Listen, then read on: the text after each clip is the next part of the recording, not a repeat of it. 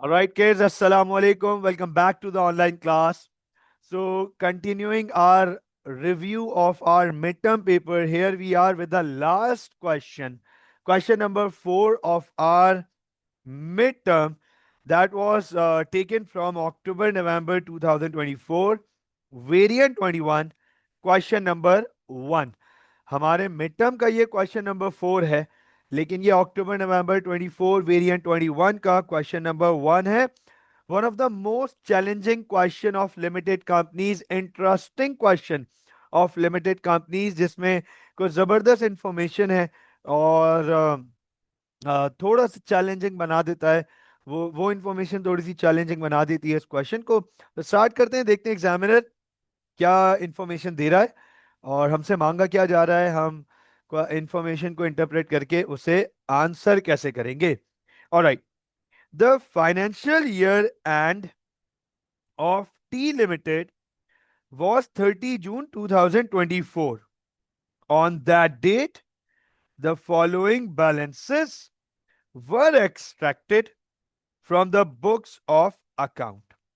So we have debit side, we have credit side. तो अब हमें टी लिमिटेड की तरफ से ये बैलेंसेस दे दिए गए हैं. इंपॉर्टेंट क्या है सर? इंपॉर्टेंट है डेट 30 जून 2024. 30 जून 2024 को हमें ये बैलेंसेस प्रोवाइड कर दिए हैं. आगे चलते हैं. 8% bank loan 2024, the amount is 54,000. तो टी लिमिटेड के पास एक लोन है. इंपॉर्टेंट क्या है, मैंने डेट देखी और इसको भी देखा और इसको भी देखा. ये 2024 में वापस करना है ये लोन 2024 में वापस करना है. अब 2024 में ये कभी भी वापस कर सकते हो, ईयर एंड तक तो वापस करना ही करना है. ठीक है ना? इसका मतलब ये लोन नेक्स्ट 6 मंथ्स में वापस करना है, 31 दिसंबर 2024 तक. This loan has to be paid off. आगे देखते हैं. फिर है एडमिनिस्ट्रेटिव एक्सपेंसेस, जिसको हम एडमिन एक्सपेंस कहते हैं. Then we have bank overdraft. ठीक हो गया, बैंक ओवरड्राफ्ट है current liability. Cash, then carriage inwards, distribution cost. तो हमने ये पढ़ा है कि हमने इस बात को अंडरस्टैंड किया हुआ है, हमने ये ऑलरेडी पढ़ा हुआ है कि लिमिटेड कंपनी के एक्सपेंसेस को हम दो कैटेगरीज में ब्रेक डाउन करते हैं. लिमिटेड कंपनीज के एक्सपेंसेस को हम दो कैटेगरीज में ब्रेक डाउन करते हैं, एडमिन और selling and distribution. Selling and distribution एक ही साथ लिखा जाता है, आमतौर पे डिस्ट्रीब्यूशन के नाम से भी लिखा हुआ होता है. तो ये रहे एडमिन एक्सपेंसेस और ये रहे डिस्ट्रीब्यूशन. आगे हमारे पास फाइनेंस कॉस्ट. हमने ये पढ़ा हुआ है कि लिमिटेड कंपनी के फॉर्मेट में, इनकम स्टेटमेंट के फॉर्मेट में, ऑपरेटिंग प्रॉफिट के बाद इंटरेस्ट माइनस किया जाता है, उसे हम फाइनेंस कॉस्ट कहते हैं. Finance cost alternate of interest expense. ये इंटरेस्ट एक्सपेंस हो गया हमारे पास. तो आप चेक करो, लिमिटेड कंपनी के तीनों एक्सपेंसेस हमारे सामने लिखे हुए, एडमिन, डिस्ट्रीब्यूशन एंड फाइनेंस. आगे चलते हैं. Then we have a non current asset, fixture and fittings, उसकी कॉस्ट और उसकी accumulated depreciation by the start of the year. साल के शुरू में उसकी accumulated depreciation, previous recorded depreciation. फिर ओपनिंग इन्वेंट्री. ट्रायल बैलेंस में हमें ओपनिंग इन्वेंट्री प्रोवाइडेड है. लैंड एंड बिल्डिंग्स, ये दूसरा नॉन करंट एसेट आ गया, इसकी कॉस्ट और इसकी एक्यूमुलेटेड डेप्रिसिएशन. मोटर व्हीकल, ये तीसरा नॉन करंट एसेट आ गया, मोटर व्हीकल की कॉस्ट और उसकी एक्यूमुलेटेड डेप्रिसिएशन. तो अभी तक तो हमारे पास ट्रायल बैलेंस बड़ा सिंपल सा है, कोई अलार्मिंग इंफॉर्मेशन नहीं है, कोई भी ऐसी इंफॉर्मेशन अब तक ऐसी नहीं है जो हमने ना पढ़ी हो.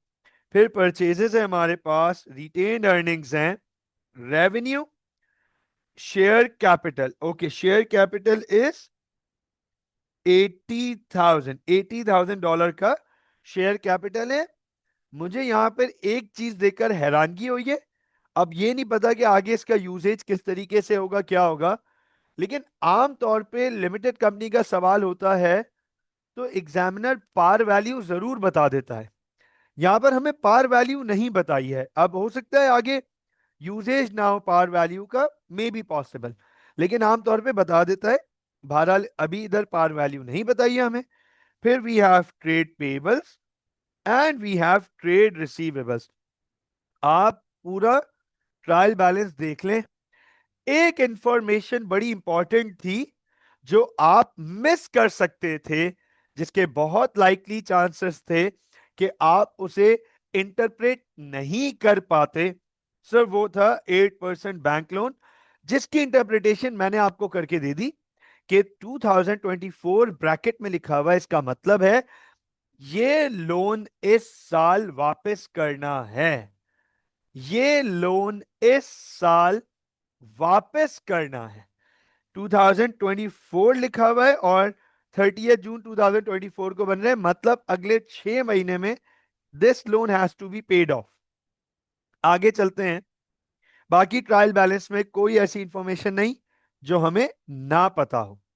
अब चलते हैं, एक एक करके सारी इंफॉर्मेशन को पढ़ते हैं, अंडरस्टैंड करते हैं।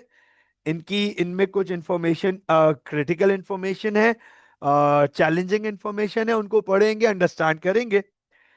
Sir the following information is also available. अब जो इंफॉर्मेशन अवेलेबल है हमारे पास, पहली इंफॉर्मेशन ऑन 1 जून 2000, ऑन 15 जून 2024, मतलब साल खत्म होने से 15 दिन पहले, साल खत्म होने से 15 दिन पहले, goods were delivered and invoiced to a credit customer on a sale or return basis. The goods had a selling price of $12,000, including a markup of 25%. अब यहां पे मैं इस इंफॉर्मेशन को रोक रहा हूं, यहां पे इस इंफॉर्मेशन को इंटरप्रेट करूंगा आपके लिए कि क्या बोल रहा है एग्जामिनर और क्या लिखा है, फिर देखेंगे कि करना क्या है। कह रहा है कि साल खत्म होने से 15 दिन पहले, साल खत्म हो रहा है 30 जून को, साल खत्म होने से 15 दिन पहले 15 जून 2024 को टी लिमिटेड ने अपने एक रूटीन क्रेडिट कस्टमर, उसका एक रूटीन कस्टमर है, क्रेडिट कस्टमर है, उधार पे ही सामान जाता है उसको, तो अपने एक रूटीन क्रेडिट कस्टमर को गुड्स भिजवाए और उसे इनवॉइस भेजी, गुड्स बेचे, गुड्स जो भेजे हैं वो सेलिंग प्राइस है उनकी $12,000। अच्छा मैं आप सबसे सिर्फ एक सवाल पूछना चाहूंगा, अ वेरी सिंपल क्वेश्चन। क्या टी लिमिटेड ने cost to cost goods deliver कर दिए होंगे या अपना खुद का कुछ प्रॉफिट लगाया होगा? बड़ा सिंपल सा सवाल है, बहुत बहुत सिंपल कॉन्सेप्चुअल क्वेश्चन है कि क्या टी लिमिटेड ने डायरेक्ट कॉस्ट टू कॉस्ट सामान भेज दिया या अपना खुद का भी कोई प्रॉफिट एड ऑन किया होगा? सर जाहिर सी बात है प्रॉफिट तो ऐड ऑन किया होगा, बिजनेस है, प्रॉफिट कमाने के लिए तो स्टार्ट हुआ है। तो अब आप नोट करो, नोट करो, कह रहा है प्रॉफिट था उसका 25% और वो था मार्कअप, वो था मार्कअप। अब आप मुझे ये बताएं 12,000 अगर उसकी सेलिंग प्राइस थी तो इसका मतलब यह है कि कॉस्ट इससे कम होगी, कॉस्ट इससे कम होगी। तो मैं आपके सामने इसकी कॉस्ट निकालने जा रहा हूं। रीजन भी थोड़ी देर में बता दूंगा, रीजन भी थोड़ी देर में पता चल जाएगा। मैं आपके सामने इसकी कॉस्ट निकालने जा रहा हूं।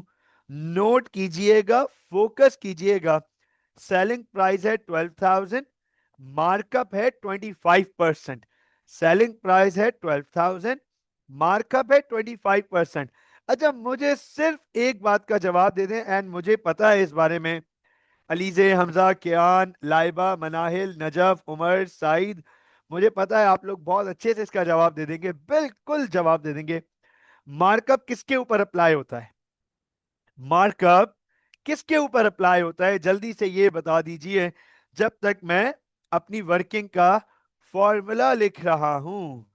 बिल्कुल ठीक कियान, बिल्कुल ठीक बेटा, बिल्कुल ठीक लाइबा, बिल्कुल ठीक, बिल्कुल ठीक उमर, बिल्कुल ठीक बेटा, नजफ बिल्कुल ठीक, अलीजे बिल्कुल ठीक, absolutely right sir. Sir, markup cost of sales पर अप्लाई होता है। तो अब मैं आपके सामने वर्किंग करने जा रहा हूं, फोकस कीजिएगा। क्या ये क्या ये वर्किंग वैलिड हो जाएगी? Sales is equal to cost plus GP, is this right? क्या ये वर्किंग वैलिड है? Sales is equal to cost plus GP, cost में ग्रॉस प्रॉफिट ऐड कर दो तो आपको सेल्स मिल जाती हैं। अब आप नोट करो, कॉस्ट मार्कअप है, मार्कअप तो 100% और मार्कअप है 25%। देखो जरा, जीपी मार्कअप है 25% और क्योंकि मार्कअप है तो मार्कअप अप्लाई होता है कॉस्ट के ऊपर, तो कॉस्ट हो गई 100%। तो क्या इसका मतलब यह है कि सेल्स 125% हो गई? यस और नो? सेल्स 125% हो गई और सेल्स की वैल्यू कितनी है? 12,000। मैं इसको थोड़ा सा ऊपर और ले जाता हूं, हमें और जगह मिल गई। सेल्स है 12,000, ये चेक कर लीजिएगा। तो सर अगर 12,000 है और ये 125% है तो मैं 100% भी निकाल लूंगा और 25% भी निकाल लूंगा। चेक कीजिएगा, 12,000 डिवाइड बाय 125 मल्टीप्लाइड बाय 100, तो ये बनता है 9,600 और फिर 2,400, ये ग्रॉस प्रॉफिट हो गया। अगर आप में से किसी को अपनी वर्किंग को क्रॉस चेक करना हो तो 9,600 पे 25% अप्लाई करके देख लो। 9,600 इंटू 25%, 2,400। तो आंसर वेरीफाई हो गया कि जीपी सही आया है हमारा, कॉस्ट ये आ गई, तभी ये सेलिंग प्राइस थी। अब आप मुझे ये बताएं, क्या मैं इसे ये इंटरप्रेट कर सकता हूं, क्या मैं इसको यूं इंटरप्रेट कर सकता हूं कि टी लिमिटेड ने 9,600 की कॉस्ट के गुड्स कस्टमर को भेजे 12,000 रुपए की इनवॉइस पर, इज दिस राइट और रॉन्ग? क्या ये सही बात है? टी लिमिटेड ने 9,600 की कॉस्ट के गुड्स कस्टमर को भेजे 12,000 की इनवॉइस पे। अच्छा, अब देखो आगे क्या कह रहा है, इस पे फोकस करना इंपॉर्टेंट। मैंने ये इतनी सारी वर्किंग की है, कुछ तो रीजन होगी ना। आगे पढ़िएगा क्या कह रहा है। कह रहा है on 30 June 2024 inventory was counted and valued at cost 86,400। अब 30 जून को बिजनेस के मैनेजर ने इन्वेंट्री काउंट करवाई होगी, टी लिमिटेड के इन्वेंट्री मैनेजर ने इन्वेंट्री काउंट करवाई होगी। इन्वेंट्री काउंट हुआ कॉस्ट वैल्यू पे, हमने पढ़ा inventory is always valued at lower of cost और एनआरवी। तो कॉस्ट वैल्यू पे इन्वेंट्री वैल्यू हुई $86,400। ठीक है। ऑन द सेम डेट, उसी दिन, साल के आखिरी दिन, the customer informed T limited that he had not yet decided whether to keep the goods। अब मैं आपसे सब सिंपल सवाल पूछ रहा हूं, बहुत सिंपल सवाल। मुझे ये बताओ, क्या कस्टमर ने गुड्स एक्सेप्ट कर लिए हैं? जो गुड्स हमने कस्टमर को भिजवाए हैं, क्या कस्टमर ने वो गुड्स एक्सेप्ट कर लिए हैं? यस और नो, यस और नो। हमने जो गुड्स कस्टमर को भिजवाए हैं टी लिमिटेड ने, क्या कस्टमर ने वो गुड्स एक्सेप्ट कर लिए हैं? No sir, not yet. Customer ने अभी तक वो गुड्स एक्सेप्ट नहीं किए हैं। तो मेरा आपसे एक सवाल है, मेरा आपसे एक सवाल है, क्या इसे क्रेडिट सेल्स का पार्ट होना चाहिए? क्या इसे क्रेडिट सेल्स का पार्ट होना चाहिए? नो सर, इसे क्रेडिट सेल्स का पार्ट नहीं होना चाहिए। क्योंकि अब जो मैं बात बोलने जा रहा हूं उस पे फोकस कीजिएगा। अभी हमने टी लिमिटेड, हम अपनी बात कर रहे हैं टी लिमिटेड, अभी हमने गुड्स भेजे हैं, बेचे नहीं हैं। अभी तक गुड्स भेजे गए हैं, बेचे नहीं गए हैं। बेचे तब जाएंगे जब वो कस्टमर कहेगा हाँ मैंने ये गुड्स रख लिए हैं। ये जो वर्ड है ना, ऑन अ सेल और रिटर्न बेसिस, इसका मतलब ही यही है कि कस्टमर को गुड्स हम भिजवा रहे हैं, कस्टमर एक्सेप्ट कर लेगा तो सेल्स रिकॉर्ड करेंगे, कस्टमर एक्सेप्ट नहीं करेगा तो वापस आ जाएगा कुछ भी रिकॉर्ड। इसे सेल्स रिटर्न नहीं कहेंगे क्योंकि कस्टमर ने अभी तक गुड्स एक्सेप्ट ही नहीं किए। प्रॉब्लम यह है कि टी लिमिटेड ने इसको अपनी सेल्स में लिख दिया है। पता है ये बात कैसे पता चल रही है? इनवॉइस्ड। इनवॉइस होती ही तब है जब हम सेल्स एक्सेप्ट कर चुके होते हैं या क्रेडिट सेल्स रिकॉर्ड कर रहे होते हैं। इसका मतलब टी लिमिटेड ने इस सेल्स को रिकॉर्ड कर लिया है, जबकि ये रिकॉर्ड नहीं होनी चाहिए। तो अब आप नोट करो, मैं आपके सामने क्या वर्किंग कर रहा हूं, फोकस कीजिएगा। सर, टी लिमिटेड का रेवेन्यू, टी लिमिटेड का रेवेन्यू $7,05,100 का था। इसमें से ये 12,000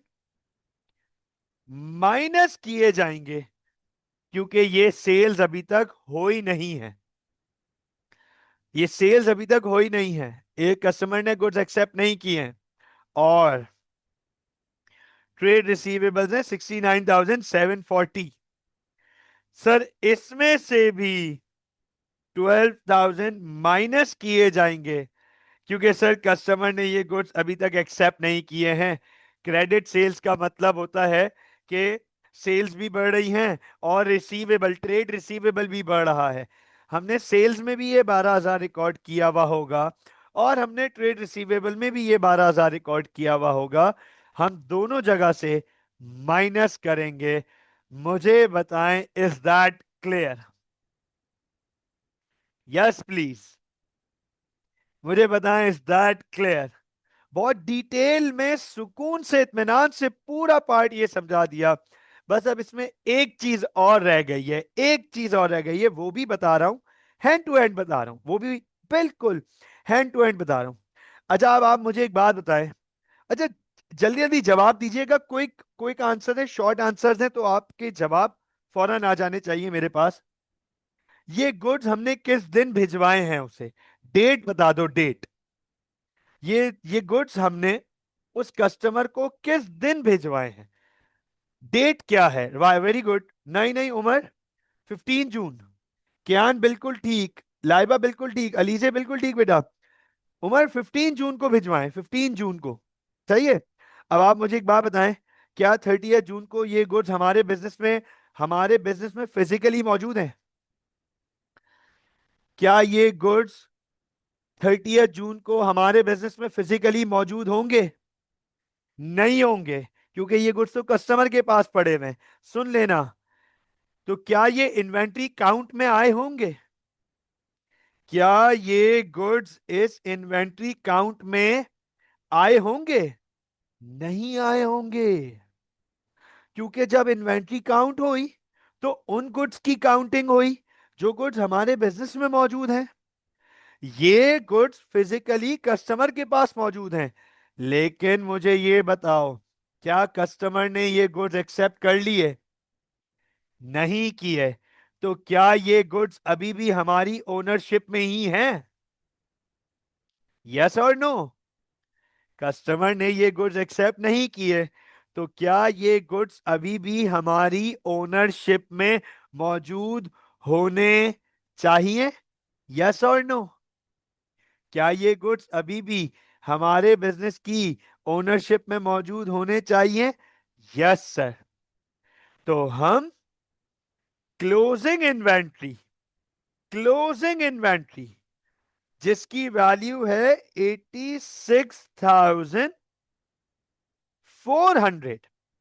क्लोजिंग इन्वेंट्री जिसकी वैल्यू है 86,400, हम उसमें ये कॉस्ट 9,600 ऐड ऑन कर देंगे कि ये फिजिकली काउंट नहीं हुए थे, लेकिन ये अभी हमारी ओनरशिप में है क्योंकि कस्टमर ने ये गुड्स एक्सेप्ट नहीं किए हैं। तो क्लोजिंग इन्वेंट्री की जो वैल्यू बनती है 86,400 plus 9,600, 96,000 should be the closing value. मुझे बताएं, इस इंफॉर्मेशन नंबर 1 क्लियर नाउ? हाँ भाई, उमर ये क्लियर है? उमर एरर हुआ था, हमजा एरर हुआ था, मनाइल ये क्लियर है? All right, perfect. चलो आगे चलते हैं, आगे चलते हैं। I am glad that this seems to be very smooth. ये ऐसी इंफॉर्मेशन आमतौर पे इतनी स्मूथ होती नहीं है। मैं भी अल्लाह का शुक्र अदा करूंगा कि आसानी से समझ आ गई आप लोगों की भी बात। ठीक है, ये इतनी स्मूथ होती नहीं है जितनी स्मूथ ये नजर आई है हमें इस वक्त। राइट, चलो आगे चलते हैं। Distribution cost include a charge of 3120 for motor insurance for the year ending 30 November 2024. Okay okay, ये कह रहा है कि डिस्ट्रीब्यूशन कॉस्ट में इंक्लूडेड है, डिस्ट्रीब्यूशन कॉस्ट में इंक्लूडेड है एक मोटर इंश्योरेंस की वैल्यू 3120, लेकिन ये 30 नवंबर तक का पे हुआ हुआ है, 30 नवंबर तक। अब आप मुझे ये बताओ, इसका अकाउंटिंग ईयर किस दिन एंड हो रहा है? टी लिमिटेड का अकाउंटिंग ईयर एंड हो रहा है 30 जून तक, 30 जून तक। टी लिमिटेड ने ये इंश्योरेंस कब तक पे कर दी है? 30 नवंबर तक पे कर दी है। साल एंड हो रहा है 30 जून को, साल एंड हो रहा है 30 जून को, इसने पे कर रखा है 30 नवंबर तक। मुझे ये बताएं, क्या इसने ज्यादा पे कर रखा है या कम? बड़ा सिंपल सा सवाल है, क्या इसने ज्यादा पे कर रखा है या कम पे किया है? सर ज्यादा। इसको हम क्या कहते हैं? इसे हम कहते हैं प्रीपेड, इसे हम कहते हैं प्रीपेड। तो मंथ्स काउंट करते हैं, जून तक पे करना चाहिए था, नवंबर तक पे किया हुआ है, जुलाई, अगस्त, सितंबर, अक्टूबर एंड नवंबर। क्या बात है नजफ, 5 मंथ्स का प्रीपेड है, 5 मंथ्स का। सर 5 महीने का प्रीपेड है। तो आइए प्रीपेड की वैल्यू निकालते हैं, आइए प्रीपेड की वैल्यू निकालते हैं। 3120 डिवाइड बाय 12 मल्टीप्लाइड बाय 5। अब आप देखो 12 से डिवाइड करेंगे तो एक महीने की अमाउंट मिल जाएगी, 5 महीने से मल्टीप्लाई करो, 3120 डिवाइड बाय 12, एक महीने का मोटर इंश्योरेंस है $260, 5 मंथ्स का हो गया $1,300। तो सर 1,300 प्रीपेड है। हम सबको पता है प्रीपेड को माइनस करते हैं, हम सबको पता है प्रीपेड को हम माइनस करते हैं। So I hope that this is very clear. ये इंफॉर्मेशन नंबर 2 भी हमारी यहां डन हो गई। आगे चलते हैं इंफॉर्मेशन नंबर 3 की तरफ। कह रहा है an irrecoverable debt of 540 is to be written off to administrative expenses. Okay, बहुत सिंपल सी इंफॉर्मेशन है, बहुत सिंपल। कह रहा है एक रिसीवेबल इंक्लूडेड है हमारे बुक्स में, लेकिन साल के आखिर में वो इरिकवरेबल हो गया है, अभी तक उसे रिकॉर्ड नहीं किया है, उसे इरिकवरेबल रिकॉर्ड करके एडमिन एक्सपेंस में डालना है। एडमिन एक्सपेंस में बस अमाउंट भी बता दी है और ये भी बता दिया कि कहाँ एलोकेट करना है। तो ये बहुत ज्यादा प्रॉब्लमैटिक इंफॉर्मेशन है नहीं, सिंपल इंफॉर्मेशन है। आगे चलते हैं इंफॉर्मेशन नंबर 4 पे। कह रहे the directors have decided to create an allowance for irrecoverable debts of 5% of trade receivables to be charged to administrative expenses। अब आप देखो जरा, in examiner has been so kind to you guys, so kind, examiner have been so kind to you guys कि कह रहा है कि allowance for irrecoverable dates मतलब प्रोविजन फॉर डाउटफुल डेट्स, बता रहा है 5% पे बनाना है और उसे एडमिन एक्सपेंस में डालना है, एडमिन एक्सपेंस में। तो आप, मैं आपसे पहला सवाल पूछूंगा, ये बताओ कि क्या आपको कहीं कोई ओपनिंग पीएफडीडी नजर आ रहा है? जल्दी से देख के बता दें, क्या आपको कहीं कोई opening PFDD, opening provision for doubtful debts नजर आ रहा है? नहीं सर, कोई ओपनिंग पीएफडीडी नहीं है, कोई opening provision for doubtful dates नहीं है, जीरो। मतलब क्लोजिंग निकालेंगे और उसे एडमिन एक्सपेंस में डालेंगे। तो अब आप चेक करो, 5% ऑफ ट्रेड रिसीवेबल्स। आइए जरा ट्रेड रिसीवेबल्स की वैल्यू देखते हैं। ट्रायल बैलेंस में हमें दी हुई थी 69,740, चेक करते जाना। 69,740 ये हमारे पास ट्रायल बैलेंस में अवेलेबल थी। इसमें से माइनस करेंगे 12,000, माइनस करेंगे 12,000। ये वो 12,000 है जो कि टी लिमिटेड ने गुड्स भेजे थे और वो गुड्स अभी तक एक्सेल्स नहीं हुई हैं, तो हम उसे ट्रेड रिसीवेबल में नहीं लिखेंगे। गलती से ट्रेड रिसीवेबल में लिखे हुए थे, तो हम ये 12,000 ट्रेड रिसीवेबल्स में हटा देंगे, क्योंकि टेक्निकली ये अभी ट्रेड रिसीवेबल्स है ही नहीं। और इंफॉर्मेशन नंबर 3 को चेक करो। इंफॉर्मेशन नंबर 3, एक ट्रेड रिसीवेबल इरिकवरेबल हो रहा है $540 का, एक $540 का ट्रेड रिसीवेबल इरिकवरेबल हो रहा है। तो अब आप मुझे ये बताएं, हमारे रिसीवेबल्स की वैल्यू बनती है 69,740 माइनस 12,540, 57,200। सर इस पे 5% अप्लाई करना है, तो ये बनता है 2860, 2860। ये हमारा प्रोविजन फॉर डाउटफुल डेट्स है, which will be going to the admin expense. I hope that this is very clear, यहां तक कोई प्रॉब्लम होनी नहीं चाहिए। आगे चलते हैं। कह रहा है एडमिनिस्ट्रेटिव एक्सपेंसेस 680 आर आउटस्टैंडिंग। कह रहा है एडमिन एक्सपेंस 680 आउटस्टैंडिंग है, देना बाकी है। एडमिन एक्सपेंस 680 देना बाकी है, तो एडमिन एक्सपेंस में ये 680 एड ऑन करने पड़ेंगे हमें। आगे चलते हैं। फिर इंफॉर्मेशन नंबर 6। अच्छा, जैसे मैं आपको ये बात बता रहा हूं, सुन लीजिएगा। जैसे इंफॉर्मेशन नंबर 1 थोड़ी सी क्रिटिकल थी, ऐसे इंफॉर्मेशन नंबर 6 भी थोड़ी सी क्रिटिकल है, इसको अंडरस्टैंड करने की जरूरत है। अच्छा, ये इतनी इंपॉर्टेंट इंफॉर्मेशन है इंफॉर्मेशन नंबर 6 कि इस पे आगे 5 नंबर का पूरा थ्योरी का सवाल टेस्ट हो रहा है। और मैं आपको अभी बता रहा हूं, सबको बता रहा हूं, सुन लीजिएगा। आप में से मेजॉरिटी स्टूडेंट्स ने उस 5 नंबर वाले सवाल में 2 मार्क्स या 3 मार्क्स, 3 मार्क्स तो बहुत हो गए थे, 2 ही नंबर उठाए हुए, क्योंकि आप लोगों ने मेजॉरिटी ने उस थ्योरी क्वेश्चन को जनरल लिखा हुआ था, जबकि जनरल सवाल थोड़ी था, वो तो इससे रिलेटेड था।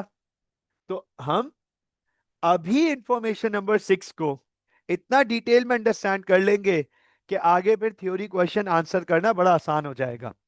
फोकस कीजिएगा, इंफॉर्मेशन नंबर 6 एग्जैक्टली क्या कह रहा है। On 30 June 2024, T Limited took out a 5% debenture 2028 to 2029 of $45,000। Focus कीजिएगा, ऑन 30 जून 2024, इसका मतलब साल का आखिरी दिन,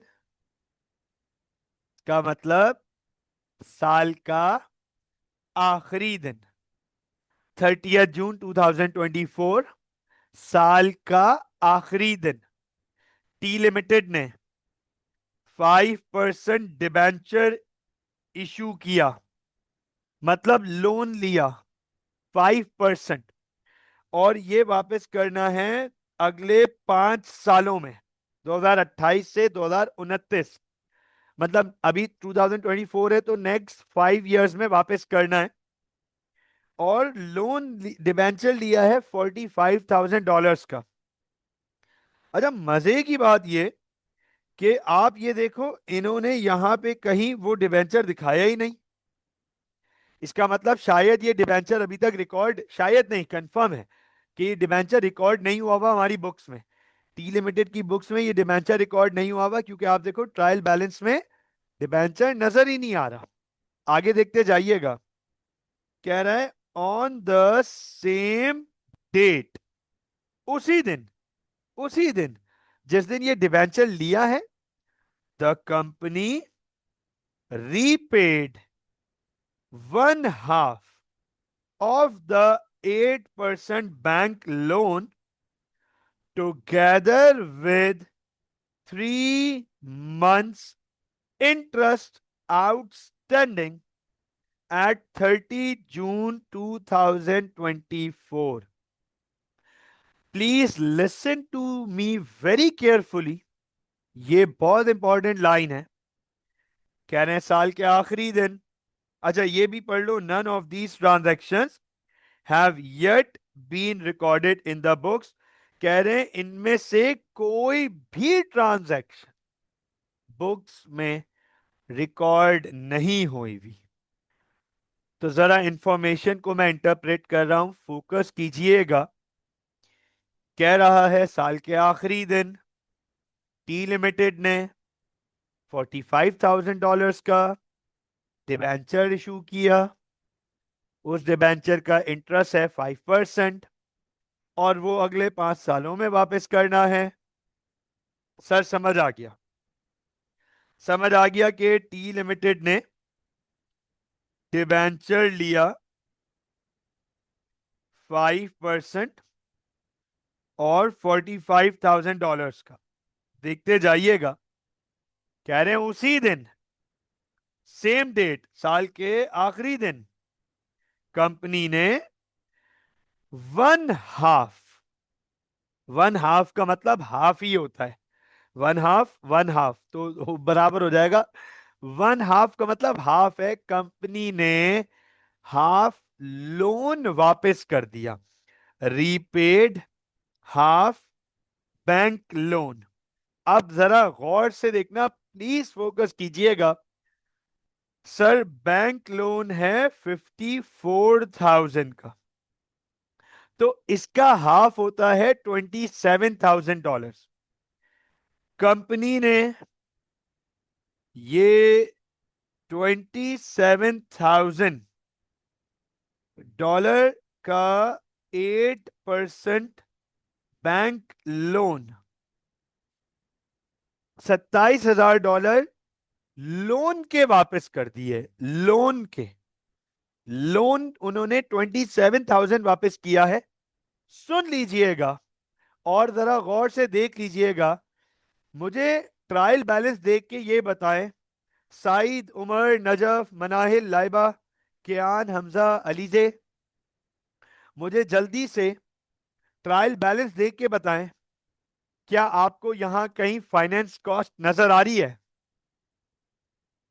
क्या आप लोगों को ट्रायल बैलेंस में यहां कहीं फाइनेंस कॉस्ट नजर आ रही है? Yes sir. Najaf, finance cost distribution cost के नीचे है, चेक करें। फिक्सचर एंड फिटिंग्स के ऊपर और डिस्ट्रीब्यूशन के नीचे 5180। मैंने फाइनेंस कॉस्ट के टाइम आप लोगों को ये बताया, फाइनेंस कॉस्ट के टाइम ये बताया कि it is alternate word of, ये देखो, और इंटरेस्ट एक्सपेंस। ये इंटरेस्ट एक्सपेंस है, ये इंटरेस्ट एक्सपेंस है, समझिएगा, सुन लीजिएगा।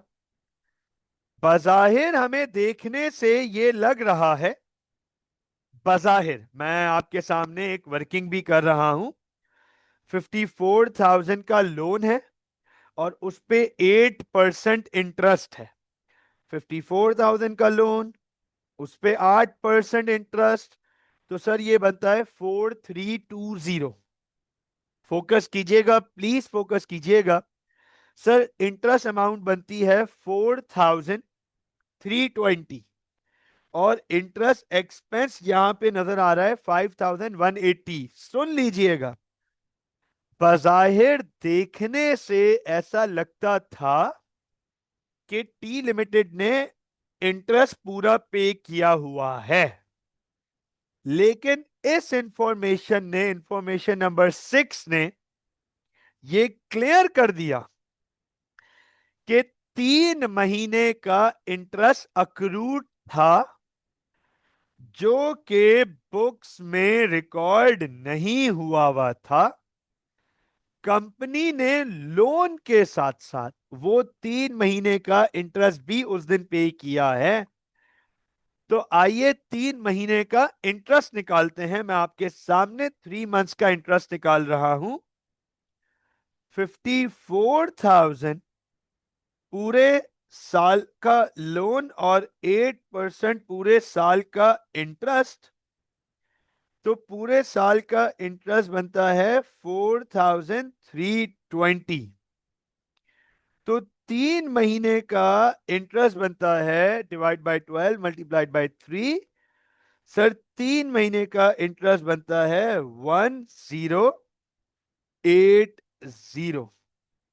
चेक कर लीजिएगा, इसे मैं कह रहा हूं, ये था अक्रूड इंटरेस्ट जो कि टी लिमिटेड ने आखिरी दिन पे कर दिया।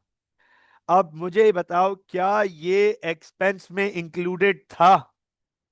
क्या ये 1080 एक्सपेंसेस में इंक्लूड हुआ था? नहीं सर, ये एक्सपेंसेस में इंक्लूडेड नहीं था। हम इसे फाइनेंस कॉस्ट में ऐड करेंगे 1080। ये इंटरेस्ट पे करना बाकी था। मुझे बताएं, is this information clear? Yes please. क्या ये इंफॉर्मेशन नंबर 6 क्लियर हो गई? All right, perfect. चलें आगे चलते हैं। Moving on towards seventh information, land and buildings included land at cost 60,000। Land is not depreciated. Land and building में land है 60,000 का, लैंड डेप्रिशिएट नहीं होता, ये तो हम सबको पता है। आगे कह रहा है डेप्रिसिएशन फिक्सचर एंड फिटिंग्स पे 10%, रिड्यूसिंग बैलेंस एडमिन में जाएगी। Okay, fixture and fittings 10%, reducing balance admin में जाएगी। लैंड एंड बिल्डिंग्स 2%, तो बिल्डिंग्स, सिर्फ बिल्डिंग्स, लैंड तो डेप्रिशिएट नहीं होता, सिर्फ बिल्डिंग्स 2% स्ट्रेट लाइन डिस्ट्रीब्यूशन में जाएगी। और मोटर व्हीकल्स 20% रिड्यूसिंग बैलेंस, और ये भी डिस्ट्रीब्यूशन में जाएंगे। तो 3 डेप्रिसिएशन है, एक एडमिन को जाएगी, 2 डिस्ट्रीब्यूशन को जाएगी। हैंड टू हैंड मैं इसकी भी वर्किंग कर रहा हूं, ये मैं हैंड टू हैंड इसकी भी वर्किंग कर रहा हूं। फिक्सचर एंड फिटिंग्स, यहां पे अब हमारे पास सारी वर्किंग्स होती चली आएंगी। मैं यहां पे डेप्रिसिएशन लिखी हुई है, तो डेप्रिसिएशन की वर्किंग यही हैंड टू हैंड कर रहा हूं आपके सामने, नोट कीजिएगा। सर डेप्रिसिएशन में सबसे पहले हमारे पास फिक्सचर एंड फिटिंग्स, नोट कीजिएगा, फिक्सचर एंड फिटिंग्स 10% है और आरबीएम है। आरबीएम, आरबीएम का मतलब कॉस्ट में से एक्यूमुलेटेड डेप्रिसिएशन माइनस करेंगे, 16,200 माइनस 9,560। चेक कर लीजिएगा, मैं आपके सामने यहां पे लिख रहा हूं फिक्सचर्स एंड फिटिंग्स की डेप्रिसिएशन कैसे निकालेंगे। 16,200 माइनस 9,560, तो वैल्यू आ गई 6,640। सर इसका 10% ये बनता है $664। $664 की डेप्रिसिएशन आ गई फिक्सचर एंड फिटिंग्स की। आगे हमारे पास दूसरा नॉन करंट एसेट है, वो है बिल्डिंग। अच्छा चेक कर लीजिएगा, क्योंकि लैंड एंड बिल्डिंग में लैंड है $60,000 का और 2% स्ट्रेट लाइन है। मैं आपके सामने आपको वैल्यू आइडेंटिफाई करा रहा हूं। लैंड एंड बिल्डिंग की मिला के कॉस्ट है 165,000, जिसमें से 60,000 का लैंड है। चेक कर लीजिएगा, तो बिल्डिंग बचती है 165,000। लैंड एंड बिल्डिंग है जिसमें 60,000 का लैंड है, तो बिल्डिंग बचती है 105,000 और इसका 2% स्ट्रेट लाइन अप्लाई करेंगे तो ये हो जाएगा 2,100। तो बिल्डिंग की डेप्रिसिएशन आ गई 2,100 और आखिरी डेप्रिसिएशन है हमारे पास, चेक कर लीजिएगा, मोटर व्हीकल्स की 20% रिड्यूसिंग बैलेंस, 20% रिड्यूसिंग बैलेंस। तो मोटर व्हीकल की कॉस्ट है 82,000, एक्यूमुलेटेड डेप्रिसिएशन है 34,590 और 20% है, राइट। ये चेक कीजिएगा, मोटर व्हीकल्स कॉस्ट है 82,000, एक्यूमुलेटेड डेप्रिसिएशन है 34,590, तो नेट बुक वैल्यू आ गई 47,410। इस पर 20% अप्लाई करेंगे हम, 9,482। ये लीजिए गाइस, हमने तीनों डेप्रिसिएशन निकाल दी। आगे फिर मैं इन्हें फर्दर वर्किंग में एडजस्ट कर दूंगा, जहां डिस्ट्रीब्यूशन की है वहां डिस्ट्रीब्यूशन, जहां एडमिन वहां एडमिन। अब एक आखिरी इंफॉर्मेशन रह गई है, कह रहा है taxation for the year is estimated to be $26,000। सुन लीजिएगा, टी लिमिटेड ने ये एस्टिमेट किया है कि उनका टैक्स बनता है $26,000। टैक्स उन्होंने अभी तक पे नहीं किया है, ये बात लिमिटेड कंपनी की थ्योरी के वक्त बता चुका हूं कि टैक्स हमेशा लाइबिलिटी होता है, क्योंकि टैक्स बाद में पे किया जाता है। टैक्स कभी भी, करंट ईयर का टैक्स कभी भी करंट ईयर में पे नहीं होता। करंट ईयर का टैक्स हमेशा नेक्स्ट ईयर में पे होता है। होता पे वो अगले साल हो रहा है, लेकिन होता वो इस साल का है। तो टैक्स को लाइबिलिटी अज्यूम किया जाता है, लाइबिलिटी रिकॉर्ड किया जाता है। अब आप चेक करें, आपसे 15 नंबर में गाइस, 15 मार्क्स में आपसे कह रहा है इनकम स्टेटमेंट बना दो, स्टेटमेंट ऑफ प्रॉफिट और लॉस। तो फोकस कीजिएगा, सबसे पहले हमारे पास रेवेन्यू। मुझे बताएं, are we good to attempt part A, yes और नो? अलीसे, हमजा, कियान, लाइबा, मनाहिल, नजफ, उमर, साइद, बच्चों are we good? to attempt part A right now? Yes, please. All right, perfect. चले स्टार्ट करते हैं। मैं आपके सामने पार्ट ए पे अटैम्प्ट करने जा रहा हूं। सर, रेवेन्यू है 705,100 -12,000। वो क्रेडिट सेल्स गलत रिकॉर्ड की हुई थी ना हमने। हमने एक ऐसी सेल्स रिकॉर्ड की हुई थी जो क्रेडिट थी नहीं, एक्चुअली वो बनी नहीं थी सेल्स। माइनस करेंगे तो हमारा रेवेन्यू की वैल्यू आ गई, ये चेक कीजिएगा, 693,100, 693,100, ये आ गई रेवेन्यू की वैल्यू। अब कॉस्ट ऑफ सेल्स के लिए ना एग्जामिनर ने हमें यहां जगह दी हुई है। कॉस्ट ऑफ सेल्स की वर्किंग में आपके सामने कर रहा हूं, चेक कर लीजिएगा। सर, सबसे पहले ओपनिंग इन्वेंट्री, सबसे पहले ओपनिंग इन्वेंट्री, ये रही opening inventory. Inventory opening 93,400, 93,400। Opening inventory में प्लस करेंगे परचेजेस, ये चेक कर लीजिएगा। प्लस करेंगे परचेजेस, ये रही परचेजेस 293,780, 293,780। फिर प्लस करेंगे कैरेज इनवर्ट्स, एक कैरेज इनवर्ट्स भी दिया हुआ है हमें सवाल में, आप चेक करें कैरेज इनवर्ट्स, ये रहा आपके सामने $820, $820। अच्छा, कोई परचेज रिटर्न नहीं है, कोई परचेज रिटर्न नहीं है हमारे पास। माइनस करेंगे क्लोजिंग इन्वेंट्री। बच्चों, क्लोजिंग इन्वेंट्री पे एक दफा दोबारा फोकस कर लीजिएगा, एक दफा दोबारा फोकस कर लीजिएगा। जब टी लिमिटेड ने अपनी इन्वेंट्री काउंट की तो वो थी 86,400, लेकिन उस दिन ये वाले गुड्स बिजनेस में मौजूद नहीं थे, तो ये इन्वेंट्री काउंट में आए नहीं। लेकिन ये गुड्स हमारी ओनरशिप में ही है, तो ये हमारी इन्वेंट्री में काउंट होने चाहिए। हमने नई इन्वेंट्री काउंट की, दैट इज 96,000, तो क्लोजिंग इन्वेंट्री बनती है 96,000।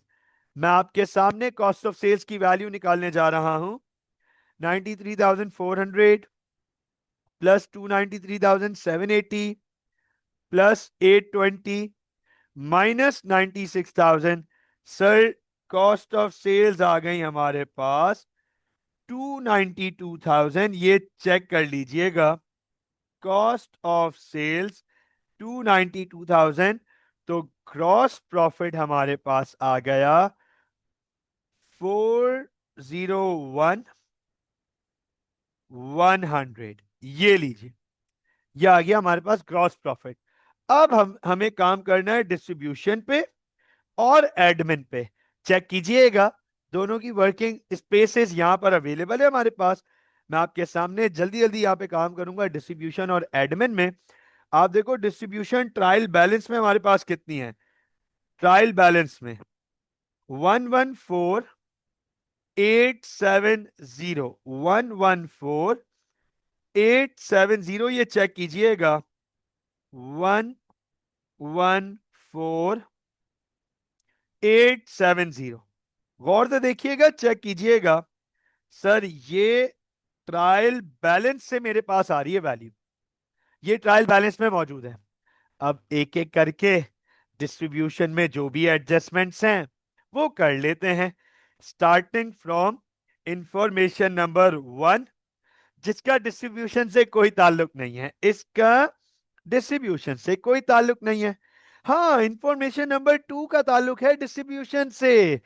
1,300 प्रीपेड हुआ हुआ था, प्रीपेड माइनस करते हैं, हम सबको पता है प्रीपेड हम माइनस करते हैं, तो डिस्ट्रीब्यूशन में से 1,300, ये चेक कीजिएगा, हम माइनस करेंगे और मैं यहां लिख रहा हूं प्रीपेड। अच्छा, ये बात मैंने आप लोगों को लिमिटेड कंपनी की प्रैक्टिस के टाइम भी बताई थी कि ये जो मैं लिख रहा हूं ना, ये मैं हमारे लिए लिख रहा हूं। This is not required, this is not required in the paper. Paper में आप ये काम डायरेक्ट करोगे, ये कर सकते हो, मना नहीं है, लेकिन ये मेरी और आपकी अंडरस्टैंडिंग के लिए, पता ये चला कि भाई आप इसको समझो कि हम मिड टर्म का रिव्यू कर रहे हैं और पास पेपर का सवाल है, और सर तो हमेशा ही ऐसे करते हैं, तो मैंडेटरी नहीं है, मैंडेटरी नहीं है, ये मेरी और आपकी अंडरस्टैंडिंग के लिए, ताकि कभी आप रिव्यू, कभी मुझे उम्मीद लगा लेता हूं मैं कि कभी आप रिव्यू कर रहे हो तो आपको पता हो कि ये वर्किंग किस चीज की हुई हुई है। तो प्रीपेड माइनस हुआ 1300, इंफॉर्मेशन नंबर 2 डिस्ट्रीब्यूशन में आ गई, डन हो गया। फिर इंफॉर्मेशन नंबर 3 ये जाएगा इरिकवरेबल में। अच्छा, एक काम करते हैं, हम डिस्ट्रीब्यूशन पे काम कर रहे हैं तो एडमिन पे भी साथ साथ काम कर लेते हैं, ताकि जैसे जैसे जो इंफॉर्मेशन आती जाए उस इंफॉर्मेशन को वहां प्लेस कर दें। एडमिन एक्सपेंस है हमारे पास, ये रहे 131310, 131310, नोट कीजिएगा, 131310। Is it right? मैं एक दफा क्रॉस चेक करूं, 131310, परफेक्ट। ये ट्रायल बैलेंस से हमें मिली है, ये वैल्यू हमें ट्रायल बैलेंस से मिली है। अब इसमें एग्जामिनर कह रहा है एक इरिकवरेबल आ रहा है $540 का, इरिकवरेबल रिकॉर्ड नहीं हुआ था, हम रिकॉर्ड करेंगे तो एडमिन एक्सपेंस की वैल्यू बढ़ेगी, एडमिन एक्सपेंस की वैल्यू बढ़ेगी, प्लस करेंगे 540, प्लस करेंगे 540, और ये जाएगा इरिकवरेबल। ठीक हो गया। इसके बाद हमारे पास अगला है प्रोविजन फॉर डाउटफुल डेट्स, उसकी भी वर्किंग हम कर चुके हैं, हमने प्रोविजन फॉर डाउटफुल डेट्स की भी वर्किंग कर ली 2860। हालांकि उसने नीचे जगह दी है, ये रही यहां पे जगह दी है, बहरहाल वो ऊपर मैं वर्किंग कर चुका हूं तो मैं दोबारा वर्किंग उसकी नहीं कर रहा। 2860 ये यहां पर आ जाएगा, 2860 प्रोविजन फॉर डाउटफुल डेट्स। आगे देखिएगा, इसके बाद कह रहा है एडमिन एक्सपेंस 680 अक्रूड है, अक्रूड मतलब पे करना बाकी है 680, तो ये भी ऐड कर दूंगा अक्रूड, ठीक है ना। और फिर हमारे पास यहां तो ना इसका ताल्लुक ना एडमिन से है और ना डिस्ट्रीब्यूशन से है, इंफॉर्मेशन नंबर 6 का। इंफॉर्मेशन नंबर 8 का है फिक्सचर एंड फिटिंग्स आएगा एडमिन में, तो फिक्सचर एंड फिटिंग्स की डेप्रिसिएशन है 664, ये लीजिए फिक्सचर्स एंड फिटिंग्स की डेप्रिसिएशन। उसके बाद 2100 ये आएगा डिस्ट्रीब्यूशन में, बिल्डिंग की डेप्रिसिएशन, और 9482 ये आएगा डिस्ट्रीब्यूशन में मोटर व्हीकल की डेप्रिसिएशन। तो आप देखें मैंने सारी डेप्रिसिएशंस को एलोकेट कर दिया डिस्ट्रीब्यूशन और एडमिन में। आखिरी हमारे पास फाइनेंस रह गया, जिसकी वर्किंग मैं ऊपर कर चुका हूं, सिर्फ यहां पे दिखा देता हूं। 5180 ये हमें ट्रायल बैलेंस से मिला है, 5180 ट्रायल बैलेंस से मिला है, और अक्रूड था 3 महीने का इंटरेस्ट 1080, 1080। अब आप चेक कर ले, हमने सारी वर्किंग्स रेडी कर दी, अब हमें से वैल्यू प्लेस करनी है। जल्दी से टोटलिंग कर लेते हैं, 93,400 प्लस 293,780 प्लस 820। अच्छा, ये तो हम कर चुके हैं ना, ग्रॉस प्रॉफिट तक तो हम आ गए, हमें डिस्ट्रीब्यूशन की वैल्यू निकालनी है अब। ये रही डिस्ट्रीब्यूशन की value, 114,870 plus minus 1,300 plus 2,100 plus 9,482 sir 125,152 check कीजिएगा 125,152 ये डिस्ट्रीब्यूशन हो गई। आगे एडमिन की वर्किंग कर रहा हूं 131,310 प्लस 540 प्लस 2,860 प्लस 680 प्लस 664 136,054 136,054 तो सर ऑपरेटिंग प्रॉफिट निकाल लेते हैं, दोनों को ऐड कर रहा हूं और ऑपरेटिंग प्रॉफिट निकालूंगा 139,894 139,894 फाइनेंस कॉस्ट भी वर्किंग हो चुकी है 5,180 प्लस 1,080 6,260 तो आप चेक कीजिएगा 133,634 and 26,000 tax 26,000 tax तो 107,634 sir 15 marks income statement done 15 number income statement done income statement हो गई हमारी। आगे जरा ये पार्ट चेक कीजिएगा कितना कितना सिंपल पार्ट है लेकिन इतना कॉम्प्लिकेटेड बना दिया था आप लोगों ने इस पार्ट को, पार्ट बी को।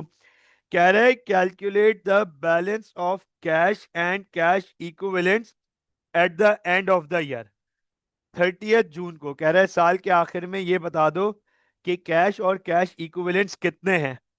अब मैं आपके सामने इतनी सिंपल सी वर्किंग करूंगा, आप बोलोगे सर क्या बात कर रहे हैं, ये ऐसे ऐसे होना था। ये आप लोगों ने पता नहीं किस किसने क्या क्या किया हुआ था यहाँ पे, इसको इतना आसान करेंगे हम।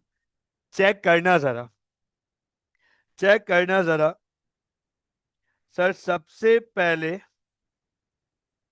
ओपनिंग साल के शुरू में, ये चेक करना साल के शुरू में कैश अवेलेबल है 240 और बैंक है ओवरड्राफ्ट।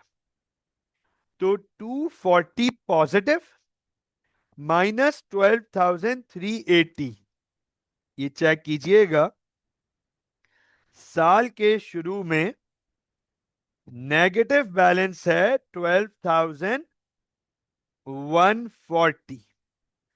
साल के शुरू में नेगेटिव बैलेंस है 12,140। अच्छा इससे पहले कि आप वो बोलो कि सर ये कैसे आया, कैश था पॉजिटिव 240 और बैंक ओवरड्राफ्ट था 12,380। तो साल के शुरू में हमारे कैश की वैल्यू, कैश एंड इक्विवेलेंट की वैल्यू नेगेटिव थी। अब आप मुझे ये बताएं क्या साल के आखिरी दिन कंपनी को डिबेंचर मिला? जल्दी बताओ, जल्दी बताओ, क्या साल के आखिरी दिन कंपनी को डिबेंचर मिला? तो डिबेंचर मिलने का मतलब कंपनी के पास पैसे आ रहे हैं या पैसे जा रहे हैं, कैश इनफ्लो है या आउटफ्लो है। तो सर प्लस डिबेंचर, कंपनी को $45,000 का डिबेंचर रिसीव हुआ, इनफ्लो पैसे आए। अच्छा जिस दिन डिबेंचर आया क्या कंपनी ने बैंक आधा बैंक लोन वापस किया? क्या कंपनी ने आधा बैंक लोन वापस किया? तो आधे बैंक लोन का मतलब है कि पैसे जा रहे हैं, इज इट राइट? पैसे जा रहे हैं और उसी के साथ कंपनी ने 3 महीने का इंटरेस्ट भी पे किया 1080।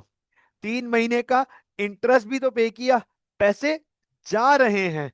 तो आप चेक करें closing cash and cash equivalents क्या बन जाएगा।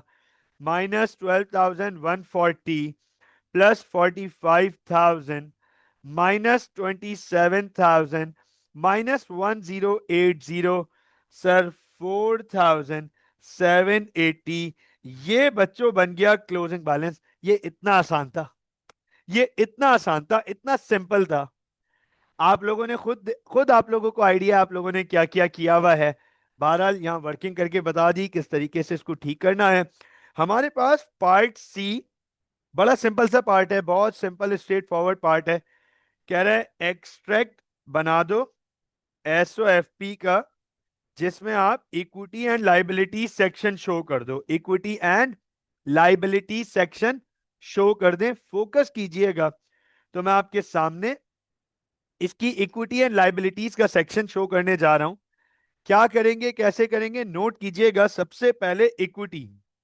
तो सर इक्विटी में हमारे पास इक्विटी में सबसे पहले जो आएगा वो है शेयर कैपिटल। ये चेक कीजिएगा, इक्विटी में आएगा हमारे पास सबसे पहले शेयर कैपिटल। ये रहा शेयर कैपिटल 80,000। ये रहा शेयर कैपिटल 80,000। Share capital 80,000। और सिर्फ शेयर कैपिटल के बाद हमारे पास इक्विटी में दूसरी चीज आएगी जिसे कहेंगे रिटेन्ड अर्निंग्स।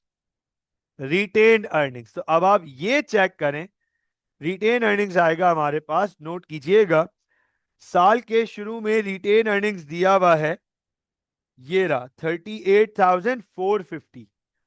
38,450। और रिटेन अर्निंग्स में profit for the year add करते हैं। ये रहा प्रॉफिट फॉर द ईयर 107,634। बस यही है, कोई डिविडेंड शिविडेंड तो है ही नहीं, कोई डिविडेंड है ही नहीं, तो डिविडेंड नहीं इंक्लूड करेंगे यहां पर हम। राइट, देखते जाइएगा। रिटेन अर्निंग्स हैं हमारी 146,084। और मैं यहां पे रिटेन अर्निंग्स की वर्किंग कर देता हूं आपके सामने। 38,450 ये ओपनिंग रिटेन अर्निंग्स थी, ओपनिंग, ठीक हो गया। और प्लस करेंगे इसमें profit for the year 107,634। Profit for the year add कर देंगे, डिविडेंड्स है नहीं तो कुछ करने की जरूरत नहीं है। तो ये आ गया हमारे पास 226,084। अब लाइबिलिटीज में चेक कर लीजिएगा बेटा, लाइबिलिटीज में नॉन करंट लाइबिलिटीज में आएगा 5% डिबेंचर 45,000। और करंट लाइबिलिटीज में आएगा हमारे पास 8% बैंक लोन। आधा बैंक लोन बाकी है, आधा बैंक लोन बाकी है, 8% बैंक लोन। और बैंक ओवरड्राफ्ट खत्म हो चुका है, क्योंकि लोन मिला और डिबेंचर मिला तो बैंक ओवरड्राफ्ट पॉजिटिव हो चुका है, बैंक ओवरड्राफ्ट नहीं है। यहां आएगा ट्रेड एंड अदर पेबल्स। तो आप लोगों में से मेजॉरिटी स्टूडेंट्स ने ये गलती की हुई थी कि ट्रेड पेबल अलग लिखा हुआ था और अदर पेबल अलग लिखा हुआ था। मैं यहाँ पे आप लोगों को सिलेबस के टाइम बकायदा ये बात बता चुका हूं कि भैया ट्रेड एंड अदर पेबल एक साथ लिखा जाता है, ट्रेड एंड अदर रिसीवेबल एक साथ लिखा जाता है। नोट कीजिएगा, ट्रेड पेबल्स हैं हमारे, ट्रेड पेबल्स हैं हमारे 32,160, 32,160। और ये एक एडमिन एक्सपेंस देना बाकी था $680। तो ट्रेड एंड अदर पेबल्स बनता है हमारा 32,840, ठीक है ना। और आखिरी में बस हमारे पास एक चीज है, टैक्सेशन पेएबल। तो टैक्सेशन 26,000 वो पे करना बाकी है। तो अब आप देखो टोटल लाइबिलिटीज कर लेते हैं। 45,000 प्लस 27,000 प्लस 32,840 प्लस 26,000, 130,840 की टोटल लाइबिलिटीज हो गई। और उसे शेयर कैपिटल से ऐड कर देंगे तो ये बन जाएगा 356,924। ये लीजिए, ये बन गई total equity and liabilities, part D. Part C done. इस सवाल का आखिरी पार्ट है पार्ट डी, जिसमें आप लोगों ने सीरियस मैसअप किया हुआ था। इतना आसान 5 नंबर का ये पार्ट था, लेकिन आप लोगों ने इतना जनरल आंसर लिखा हुआ था। अब आप लोगों को बताता हूं पहले सवाल बोल क्या रहा है, करना क्या था और आप लोगों ने क्या किया। ये देखो जरा, कह रहा है assess the directors decision on 30 June 2024 to take out the 5% debenture.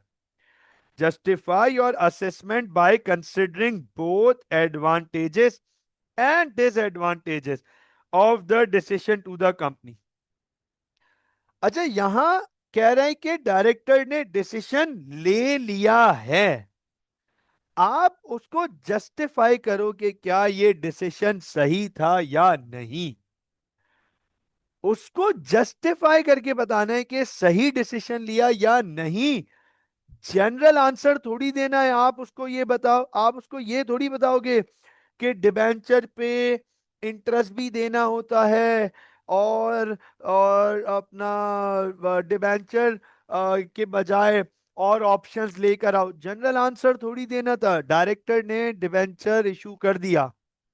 अब आपने ये कमेंट करना है सिनेरियो देख के कि इट्स अ वैलिड डिसीजन और नॉट। तो मैं आपको पहले वैलिड की बात करता हूं,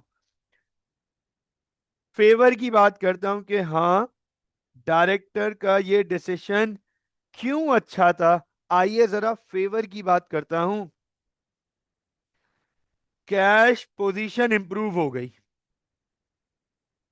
कैश पोजीशन इंप्रूव्ड हो गई भाई।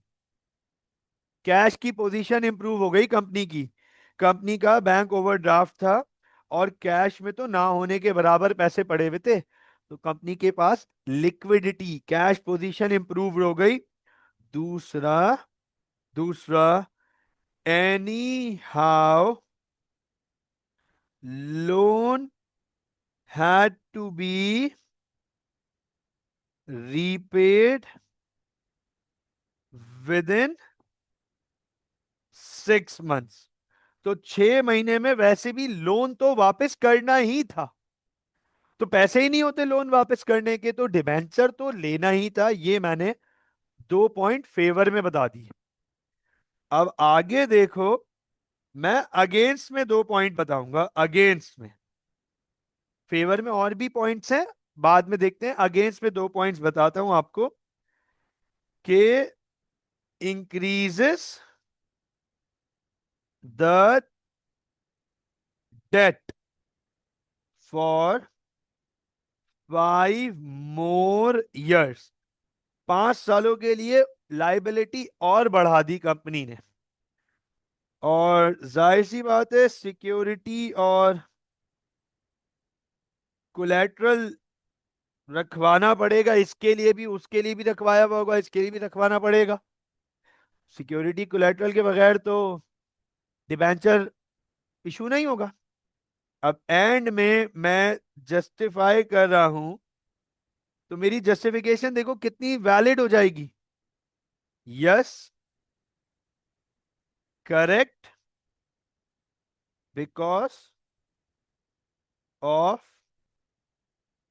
Better lower interest rate.